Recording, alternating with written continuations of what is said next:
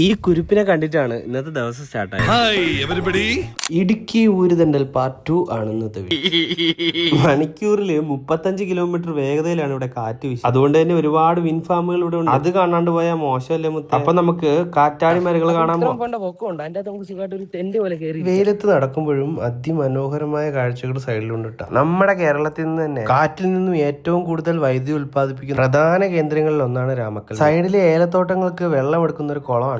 അതിവലിപ്പമേറിയൊരു കാറ്റാടി മരം കേട്ടോ. അത് KSEB സഹകരണത്തോടെ ചില സ്വകാര്യ കമ്പനികളാണ് ഇവിടെ കാറ്റാടി മരങ്ങൾ സ്ഥാപിച്ചിരിക്കുന്നത്. എന്റെ ലൈഫിൽ ആദ്യമായിട്ടാണ് ഇത്രയും വലിയൊരു കാറ്റാടി മരം ഞാൻ നേരിട്ട് കാണുന്നത്. ഇതെല്ലാം ഭ്രാന്തുകളാണ് ദൈവമേ. ഇത് വമ്പ സാധനം.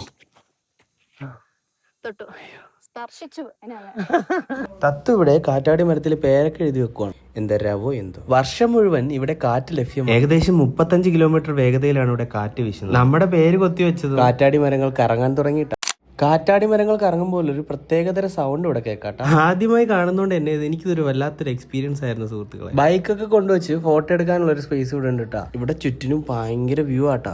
ഈ ചെറിയ ചെടിയുടെ പേര് ചൗക്കാന്നാണ്. ഇവിടെ ചോദിച്ചപ്പോൾ അറിയാൻ കഴിഞ്ഞത്. ആർക്കെങ്കിലും അറിയാമെങ്കിൽ ഒന്ന് പറയട്ടെ. ആരൊക്കെയോ വന്ന് ബിയറോ അടിച്ച് വൈബ് അടിച്ചിട്ട് പോയതാന്ന് തോന്നുന്നു. ദയവ് ചെയ്ത് ഇതുപോലുള്ള ഭംഗിയുള്ള സ്ഥലങ്ങൾ കുപ്പികൾ ഇട്ട് നശിപ്പിക്കരുത്. ഓരോ കാറ്റാടി മരത്തിന്റെ ചോട്ട് ഇതുപോലുള്ള സുരക്ഷാ ബോർഡുകളുണ്ട്. ഞാൻ ഈ ഇറങ്ങിപ്പോകുന്ന കൊക്കയിൽ ഒരു ഓഫ് റോഡ് ജീപ്പ് താഴേക്ക് മറിഞ്ഞിട്ടുണ്ടെന്ന് പറഞ്ഞാൽ നിങ്ങൾ വിശ്വസിച്ചേ പറ്റൂ. നടന്ന സംഭവം. നമ്മളിപ്പോഴും സ്ഥലങ്ങളൊക്കെ കണ്ടിങ്ങനെ നടക്കാണ് കേട്ടോ.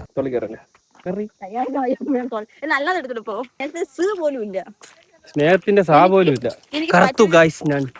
ഞാൻ വാണ്ടത്തൊന്നും വെയിലില്ലാത്തോണ്ട് ഇടുക്കിയിൽ വന്ന് നമ്മള് വെയിൽ കൊള്ളാണ്. കാറ്റ് നല്ല തണുപ്പുണ്ട്. നമ്മൾ വന്ന ക്ലൈമറ്റിൽ ചെറിയൊരു നിക്നോർ ആയിപ്പോയി. നിക്നോർ അല്ലേ? നമ്മളത് കുറെ നടന്നു വന്നത് വരും ദിവസങ്ങളില്. ഇനി നമ്മൾ അടുത്ത് ഇവിടെ വരുമ്പോ കാറിൽ വരും, സ്വന്തം കാറിൽ വരും. കാറ്റാടി മരത്തിന്റെ മുകളിൽ കയറണമെങ്കിൽ ഇതിലാണ് കയറേണ്ടത്.